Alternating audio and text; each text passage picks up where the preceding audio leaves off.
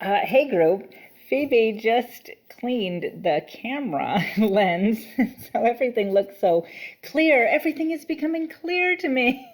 So maybe I should just do a video on how clear the screen is in the picture. But no, what I really want to talk about is I'm going to talk about another book today called Women Women Talking. And I don't, again, I always think I should prepare a little better. This writer, Miriam Toews, I'm not sure how to say her last name. I should have looked it up. I got this because her writing was chosen for my subscription book club that I get from Powell's. And I just heard she was good, and I got this book about a year ago and haven't read it, or until recently I hadn't read it. But I'm particularly interested in her because she grew up Mennonite and writes from the Mennonite out of that tradition. And my grandpa was a Mennonite. Like, I love to talk about conversion, and he's my only relative that I know of that actually converted, like converted from Mennonite to being a Presbyterian.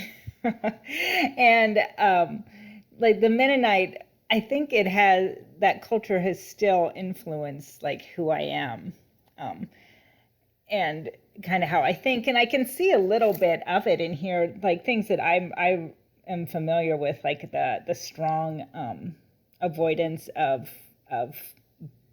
bad language, and the principle of nonviolence. Like, I've heard of these things in my own tradition, and it's just so interesting reading about.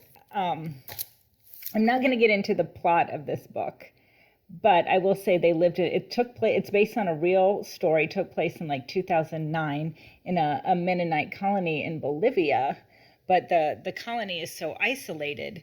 Like, they didn't speak Spanish. They spoke their own dialect that sounded, I think, like they said Pennsylvania Dutch. In this society, I guess they're very, I suppose you'd say, traditional or conservative, and the women don't know how to read. And the women are really just there to raise the children and to serve the men. And one night, or for a long time, it goes on that I think it's 9 men in the colony are going into the women's bedroom where they sleep, and like they spray them with belladonna, which was like a chemical for the livestock, and it put them to sleep, and then the men would rape them at night.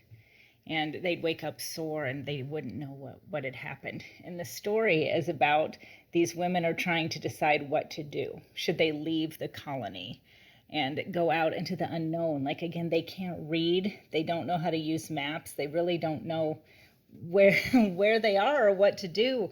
Or should they stay? And how can they teach the next generation of men that this is not acceptable to treat women this way?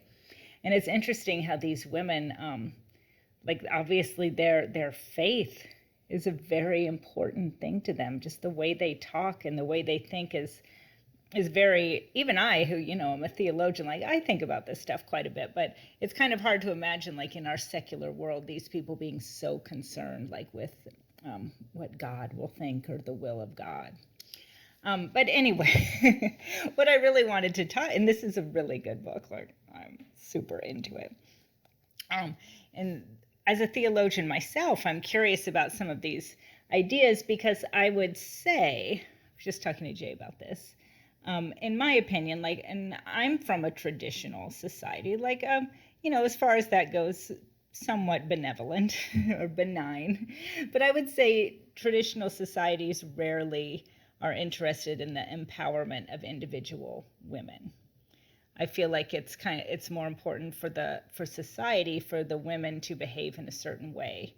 And I mean, I'm literally going through a lot of this now. Like, once a woman starts kind of discovering her own self and her own thinking, she starts to be like, wait, why is it like that? So anyway, these women are going through this process that I am not unfamiliar with. And they're talking about what is good, like the value, what is good. And one of them says, freedom is good. It's better than slavery, and forgiveness is good. better than revenge, and hope for the unknown is good, better than hatred of the familiar.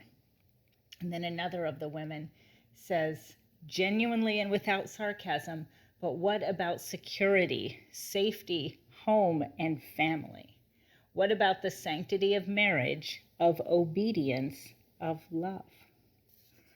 And these are all very interesting ideas. I feel like at heart I'm, like I said, a theologian, but also like a philosopher. Like what defines a good life, or how do you live to make your life good?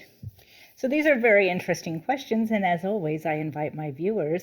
I said to Jay, like kind of alluding to my video the other day, freedom is a really high value of mine. Like have freedom of mind, freedom of being able to think what I want to think. Like it's been a real revelation to me to be able to internally question, why was it like this, or why is it like this, to actually be able to think about things. But at the same time, am I only able to think about those things because I have security and home and love? Anyway, I really enjoy my theological days. I really believe that even though it's all like sex on Fridays, I feel like I'm a spiritual thinker, and I really like talking about this stuff. So if anyone has anything to add, let me know. Bye.